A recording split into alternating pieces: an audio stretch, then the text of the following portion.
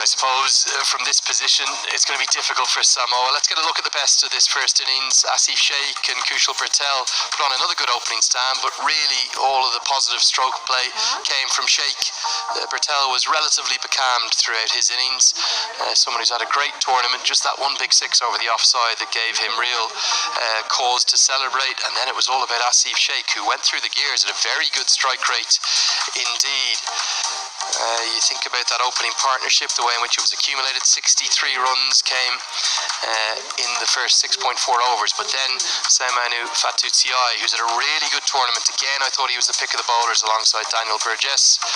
They started the fight back and the wickets started to fall, and that period outside of the power play, despite the flying start, proved a little bit difficult. That was the first wicket. Thought it was an inside edge at first, but cannoned straight in to middle stump. There was a few bad ones from Darius Visser, who has lots of promise with his leg breaks, and also picked up his own wicket of Arif Sheikh, who he trapped LBW.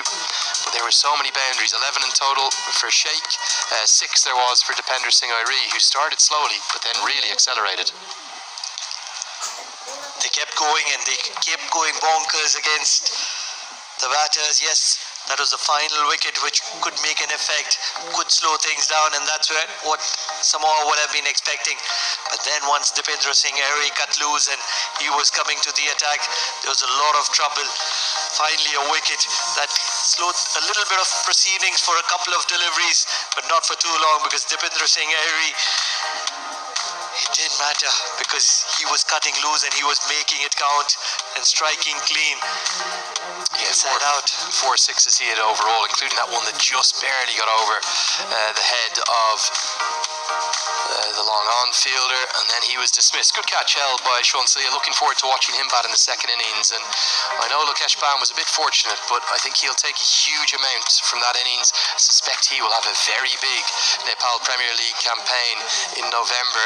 Can he force his way up the order for Nepal? That's where he would prefer to bat.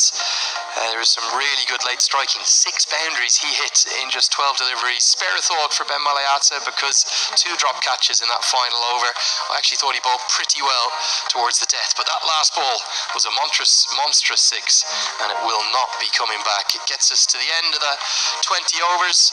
We'll be back on air in not altogether too long, and don't go anywhere too far, because Samoa, in the biggest challenge of their